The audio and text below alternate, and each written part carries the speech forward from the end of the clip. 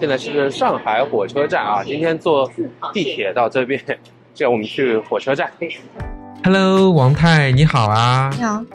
我们在上海啊，回去时间也不长，但我们要这回去一个特殊的地方，是哪里？就是假如没来马来西亚，我们就会去这个地方养老的镇江。镇江呢是位于中国的江苏省，离上海啊并不远，从上海坐高铁出发，1个半小时就到了。这就是火车站了。其实我们从小到大，火车站也是几经变迁啊。我记得在我念高中的时候，大学的时候，火车站还是很慢的那种绿皮车。现在呢，整个高铁的建设使得它四通八达，而且呢，速度也被提得非常快。比如从上海到北京，最快的可能就4个多小时。好啊，至于镇江为什么是我们到马来西亚之前的前任啊，我们先按下不表。那我采访你啊，你的火车坐多不多呢？挺多的。有一阵子我的这个所有的商务出差，如果是可以用高铁去的地方，是绝对不坐飞机的。因为相比较飞机来说的话，首先我们家附近火车站很近啊，对，门到这个机场的距离就非常的近，30分钟内肯定可以从家到了火车站的候车厅了。对，而且火车站的话不需要提前很多时间要进行安检什么的，基本上发车时间的前10分钟到火车站是可以非常优雅的，然后坐到火车上去。然后第3点就是在火车上是可以上网的，这个是对我们工作一族来说的话特别友好的一个项目。我个人觉得火车啊，它的坐的也非常舒服。我待会儿有在车上拍的视频，你坐上去很宽敞，前后的 leg room 也挺大的。你应该说是可以舒展的很开。而且就是飞机一天到晚晚点嘛，火车晚点比较少。虽然我有碰到过一次最严重，我也碰到过，但是很少很少。对，所以它也是一个非常好的交通工具了。对，这个倒是生活在中国的便利哈。在这种电子屏上看好了候车室以后呢，就坐电梯上去候车。整个前面都是候车大厅。上海应该是有3个火车站。我这边说错了对吧？上海的火车站其实超多的，除了这个在市中心的上海火车站之外，我们还有虹桥站、南站，还有在嘉定好像有2个站，上海西站，还有在什么东站，还有。哇，一共有5个火车站呢。OK， 这个就是第8号的 waiting room， 所以我们到这里边去。先确认一下啊，我们坐的是这个7040到南京的。然后呢，时间到了，前可能几分钟吧，10分钟之内它就会开门。再往下去就是出发的站牌，有各种各样的高铁。王太，那我们书归正传啊，来讲一讲，这么讲你会觉得镇江是我们原先计划的退休地点啊，其实就是相当于我们在中国原先选的马来西亚了。对，第一个就是便宜嘛，跟马来西亚一样，它的物价水平是上海的大概是60%左右的这样的一个，差不多。然后这里面的生活节奏是相对比较慢，非常有人情味的一个地方，房价也低。对啊，所以你以前有个发明不是说你发现说房价低的地方普遍人情味比较强。对的，房价一低，物价便宜，所以人情味很强，大家人和人的关系啊也挺自然的。对，能够在镇江就可以感受得到。对，我们今天其实去也带着一个小小的任务，因为咱们有多久没有去镇江了？我看了一下上一次的消费记录是整整2年没有去了。哇，那个时候应该我们还是在疫情的时候。对，疫情一放出来的时候，我们选的第一个国内的这个短途游的目的地就是镇江，去看一看我们在那边认识的老朋友们。是，所以今天再去见一下那边认识的老朋友。所谓老朋友，其实都是那些有趣儿的人，勾搭上强行认识的一个一个做小生意的人，其实就跟我们在大马认识的这些小生意人一样啊。对啊，那整个车厢还是很宽敞、安静的。这是普通的，叫2等座，还有1等座和商务的。这里我这么胖的人坐下来，还有3-4个拳头，非常宽，你就可以直接躺下看书。啊，看我们的书。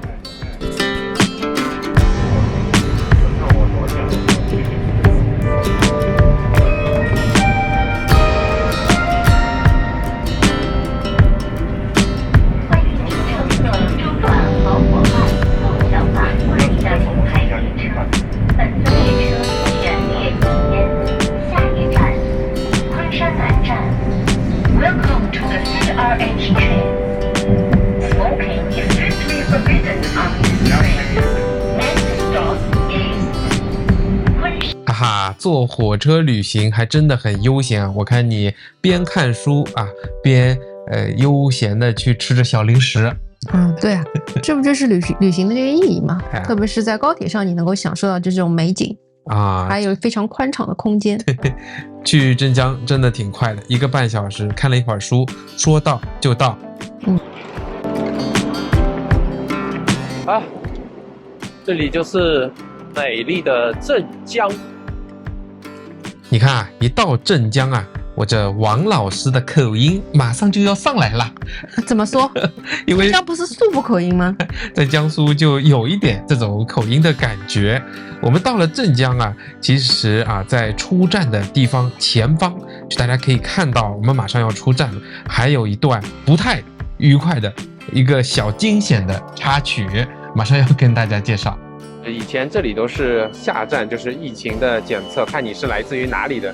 如果是黄色啊，或者怎么样有发过啊，发生过一些疫情忘了，那你就要被赶回去，来了都要回去。在各个地方的火车站都是这样。因为是重症区，他每天对，我们家那个街道好像有，哪怕就几例吧，他说不行，他有个表会查。然后我们就随便说了一个没有疫情的地方，那个郊区，绝对安全。那就说真是 ridiculous 啊！如果你去杭州啊什么更麻烦，要一重一重的拿着卡去做核酸，然后填表，又是一大堆的电子的登记等等等等。现在记忆又回来。好，那我们去打车吧。师傅，现在来镇江玩的人多吗？这2年好像不多，这2年不多了。天气不好，天气怎么不好？镇江现在是4月天，梅雨天啊，梅雨天，不是闷热就是下雨就这2天是吧？哎，平时好不啦？玩的多？是玩的人比较多。大家都去哪里玩？青山焦山、西津渡。都去过了。那你们生意应该挺好的吧160、200天还行。选择多一份收入。跟以前比呢？跟以前比不能比了。不能比了。人少还是公司的补贴？车子多。你是出租车嘛？那就是快车，什么网约车？对。这里啊，我就关心过镇江的房价，我在其他节目中也多次提及。这就是人家说你造谣的那部分啊，原来你录进去了。我肯定是有证据我才敢这么说的嘛。这个只乘1/3的也有。那是多少钱？2、3千块啊？3000呢。戴龙新区原来7、8千房价，100平方的房子几乎都要70、80万，现在20、30万都有。不是1/3吗？对啊。你到新区的中介问一下 ，BBS 20多万、30万。这就是没人要的，相当于就20多万、30万也没人买。就是别人抛出来的，对吧？太多了房子。市中心没怎么跌吗？市中心这个少，因为它房源少。坐上出租车啊，先了解一下师傅的生意怎么样。一听，不行，受到网约车很大的竞争。然后呢，又问房价，有些新区，果然你看跌掉2/3。其实我是挺心痛的，因为镇江这么好的一个旅游的城市，它本来就有一点被江苏遗忘的感觉，又有很多的古迹，就好像一个中老年人，你又给他来上一拳。你有这么大的这个宏大叙事，对我来说，我心里有暗自窃喜。我想以后马来西亚不要我的时候，我就现在抄底，先买一套，留作后路。哪有这样乱买房来投资的？便宜吗？我可不允许啊！哎呀，我们要去的一些小巷子附近有镇江的一个最豪华的酒店了吧？镇江凯悦酒店。烧包，那时候太烧包了。我们当时是住过嘛，所以又想起来去问一下师傅说这一家酒店的生意怎么样？没想到他主动也跟我们说，酒店现在生意也不好，而且非常不好。对，没钱不挣钱。凯悦是镇江入住率比较高的一个酒店，哦，它的生意都不好。你们怎么判断他生意不好？就来的人不多。对啊。现在原来门口豪华车每天都有10几辆、20辆这样子。哦，现在没有，偶尔的看到有。哦，那其他的就更惨了，不是？您的目的地到了，请按计价器显示金额付费，带好随身物品，从右门下车。谢谢收款。好了，好，谢谢啊，再见。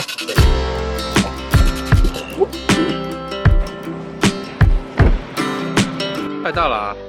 看到那个店名还在，那就放心了，因为我们有2年没有来了。哎呦，疫情之后好多店都倒闭了，2年不来还真说不准。那现在还开着，就非常非常开心。哎呀，就可以回到这家咖啡店喽。所幸啊，这些老朋友他们的生意都还在，都还不错。对，特别是这一家咖啡店，这个生意比原来好太多了。对，这是我们第一家拜访。挺好的，挺好的，不在国内卷。对的，对的，就是这样想。桂花米酿的脆吧？好，你呢？哎，青梅以前是有的，有的，波罗的海一直有经典。波罗的海有。然后山楂茉莉也好喝，山楂茉莉。哦，换成山楂茉莉吧。行。好，那我就青梅，先回味一下。青梅，对对，先回味一下。对对，第一位不要前菜。来做啊。好。这个老板娘是一个人把这个店开出来，然后撑了很多年。然后她的理念就是，我觉得非常大方，她会给会员送很多小礼品。哎，我还有就是他的心态是很不卷的。他说我今天做累了就不做了，我按照我的节奏来。他是一个比较用我们以前一个嘉宾的话说，反这个社会体制的一个自成一派悠闲的人。哎，对啊，而且他不焦虑哦。我以前一直问他一个问题，我说这你没考虑过这样的后果吗？他说那有问题了再说吧。哎呀，这些回忆啊，让我想起2年前我用哈苏中画幅胶片相机拍的一些照片，别有洞天啊！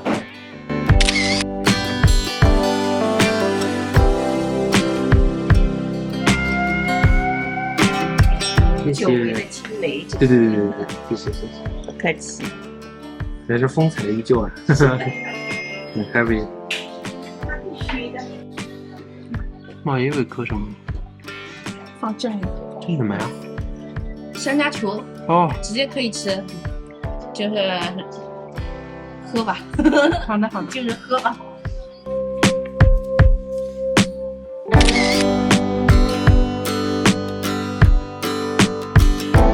这个老板娘，你觉得她为什么不焦虑呢？因为有爱情的滋润吧。可能啊，而且我觉得她也真的是天生乐观，这可能就很大程度上是我们喜欢镇江的理由。对，其实这2年里面，听她应该是历经了离婚，然后现在又找到了男朋友，男朋友跟她一起在开这个店。对，为她高兴。其实你已经在烘托她了，但你自己也没有那种焦虑感，我觉得是非常好的，真的很少的。对，因为这个是回归本性的，就是应该这样去培养小孩和让自己感到舒服嘛。所以就有的时候会对照自己小时候嘛。哎，那你谁没年轻过？都会追求个性啊。就是你家里面人或者周围总是会把你比较嘛。像我们小时候，肯定学校里面还要排名啊什么的，还会说一些打击你的话，然后告诉你这一条路就一定要考大学，找好工作。会啊，给你洗脑呀。会啊。从小的话，我听的最多的话就是你得靠你自己啊，你还是要好好读书啊，你一定要考大学啊。然后就是女孩子不如男孩子啊，就这些。因为农村嘛，就是我们那一批，就我同龄的，就我妈生了女儿，其他全生了儿子。然后就是农村人，他那个时候还是有重男轻女观。现在也有了，我觉得。就包括别人也会说，你看你家姑娘以后肯定没用。好呀，告别了这一位咖啡店的老板，我们接着想去他的旁边找一个尾酒酒吧的老板。是这个老板叫我们叫喝早酒，就是在下午的时候应该可以喝酒了。这个我们其实喝酒并不多，但在他这边可是做了很多次了，因为要支持他。可惜一开始看到他的店面居然关闭了，那我们只能 move on， 在街上逛一逛，最后又有了一个惊喜。恕我不死心。好，这一家就关闭了。哎呀，我还给店长拍过一张照片呢，也是一个很有理想、做事很认真的年轻人，里面还摆着一架钢琴，他有时候还会练钢琴，是做鸡尾酒的，也是早上也会做一些茶类的。可能搬到另外一个地方去了。那就好，因为他的你看店都破损了。待会儿再去找找。我也很想再去喝一杯呢。他是个非常有心的年轻人，讲出你要的感觉，你喜欢的风味，他就会调给你，聊得也很愉快，就是那种很纯的，很一门心思做着自己想做的事情，一点不着急，一点不焦虑的人。老板，这是什么？烧饼。烧饼是咸的吗？咸的、甜的都有。怎么卖5块钱8。可以一半一半吗？好的。来8个。拿8个吧。这种是镇江的特色吗？小小的，还是你发明？我们家那帮人都会做的。你们家都会做全国各地做。哇，也不算是镇江特色。哇，那已经做到全国各地了。是我们家人在全国各地做。你们老家那边老家哪里呀？老家安徽的。听到了。哎呀，我们只能化悲痛为力量，接着去找了一家鸭血粉丝也是老店家。Wilson 特别喜欢。他说是他在中国吃过的最好吃的鸭血粉丝。这家面味鸭血粉丝，麻油瘦肉馄饨，陶氏，他们家做了好久了，看20几年老字号，这说法都好，10年内不用换店招了。我们上回来过特别爱吃。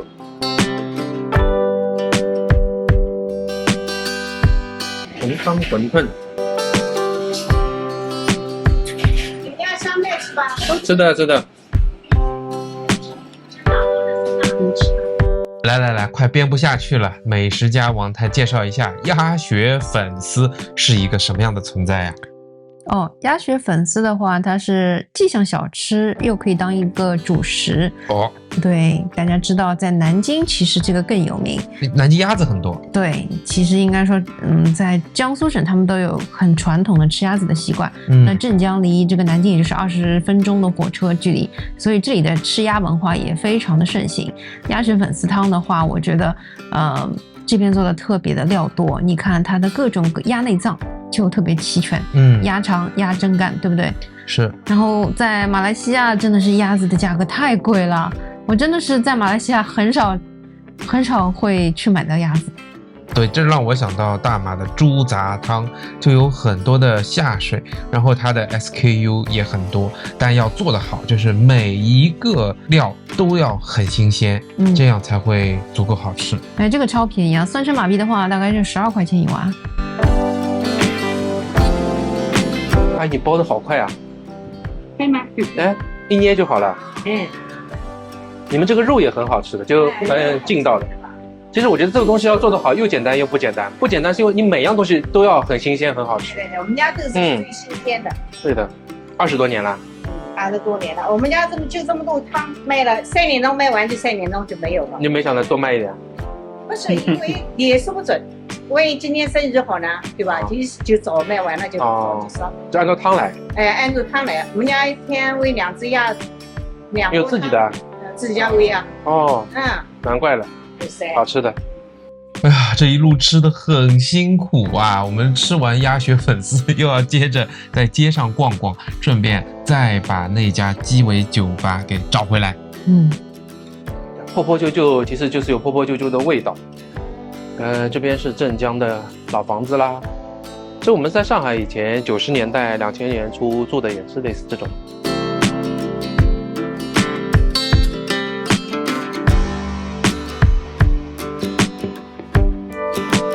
这里由旧到新一路，这里是我说的由旧到新。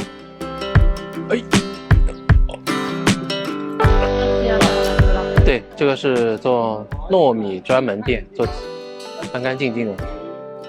水屋，喝饮料，螺蛳粉，哦，味道很重，而且好可爱。切骨，关了。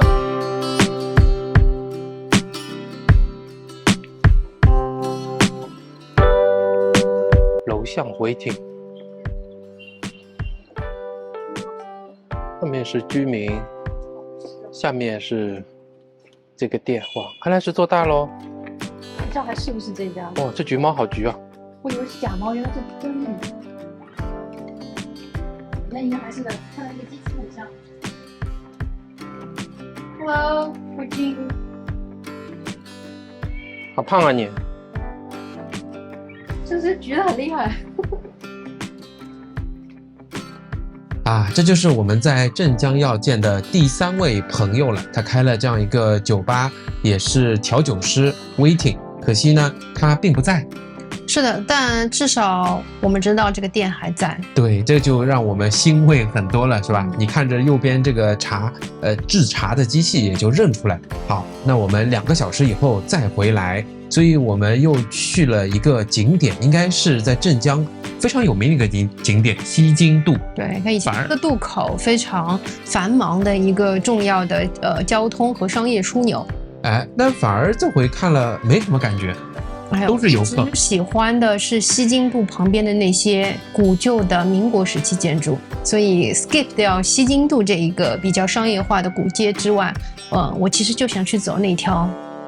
对，我们其实还是走了走，很残旧、很破损啦。但是，我不小心把这一段影像给丢掉了。那我们只能大概看看它外围的西津渡旁边的一些街区大概是长什么样吧。是。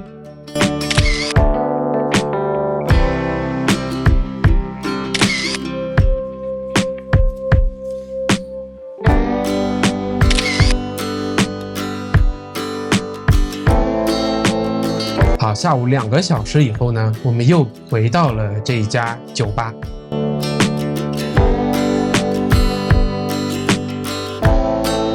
哎，王太啊，我们2个不爱喝酒的人啊，平时也不怎么喝酒，怎么偏偏对这家鸡尾酒吧会情有独钟呢？我觉得就是我们是支持型顾客，其实很心疼这个老板的创业经历，我们真的想支持他，并不是说，他的酒怎么样令人难忘，而是说这个年轻人很不容易，在上海打拼过，然后选择说不在大城市内卷，回到家乡，开了一个小小的，这在镇江这样一个小城市是完全没有的一个业态。对的，更多是很多人就像朋友一样，好像都会过来支持他，在这里坐一坐，放松一下。是啊，他是一个很有生活情调的一个店主。以前在他的老店里面有一架钢琴，他说我童年没有家里这样一个条件供他去学。那现在长大了，他有钱了，可以让自己的童年重新来一遍，其实是很打动我的地方，心里边很为他开心。对，所以这回我就问他一个问题，我说现在还在弹琴吗？他说会的，有时候半夜也起来戴着耳机还会弹吗？对对对，我也觉得他跟顾客的沟通也是我第一次见识到，他会问你想要什么口味啊，什么样的心情啊，什么感觉啊，然后他非常自信，用他的创造力就开始调制一杯鸡尾酒给你。是的，我今天那次是给他了一个难题，我说我不要有任何的甜味，但是我要有烈酒。然后他看着他脑子里面想了3-4秒钟，立刻就给我搞了一杯。是什么样的口味？是应该是有一些菊科的这样一个香气，然后用了接骨木的一些浓缩的这样一个汁液调出来的，所以这个烈酒他说是很烈，但是被稀释过了之后，我喝在嘴巴里面是轻快的。是的，这也给我们打开了一扇窗。怎样？短短的1日镇江游，拜会了一些老友，就离开了。后面我们搭乘出租车，跟他也聊了几句吧。你的整体这一天的旅行怎样？是见到老朋友很开心，但是老朋友讲了一些他们在镇江生活上的变化，也是心里有一些惆怅。哪些变化？比如讲说，我们的这个 waiting 这个老朋友调酒师，我其实是发现他是和别人去分租了一个店铺，然后再经营。我明显感到他没有以前那么开心了。对，我也觉得，就是他整个音调可以感受到那种人的能量状态都变得更加低沉了，寄人篱下的感觉。但那个咖啡店的女老板还是很 happy， 还我觉得是要向她学习，茕茕孑立于整个体制之外，丝毫不管外面风大雨大。她说我就做好自己，我累了就休息，我也不参与内卷。哇，这个非常难得呀，多少人都应该跟她学习。这两个老朋友都说了同样的一个话，他说、你们去大马移居，我一点都不意外，我觉得你们两个就是这样的人。哇，不正经的人，反而是远在上海之外的小小的陌生人啊，我们把他视为老友，反而他们很懂我啊，很懂我们呐、对，好，那也算是很好的收获了。我觉得这回回国最大的感受也是人是我们最牵念的，而这里面就是认识的这些知心的、交心的这些人。如果今年年底还回去，我还想还得去。对，好。也希望大家有机会去中国，或者在中国的话去镇江走走看看。超推荐的第二个马来西亚。我感觉来镇江玩的人蛮多的呀，生意不好啊。一声叹息。而总体经济不是很好。你说当下各行各业哪行好呢？餐饮。对，还可以，餐饮餐饮还可以。越是到这个社会，这个败落之前，打这个白餐饮很好。我们镇江朋友说，现在随随便便在镇江吃一顿，人均100块钱。这个符合人的那个点，因为大众消费它消费不起来，它现在就只能聚集到就是吃啊喝的这个方面来。超推荐的第二个马来西亚。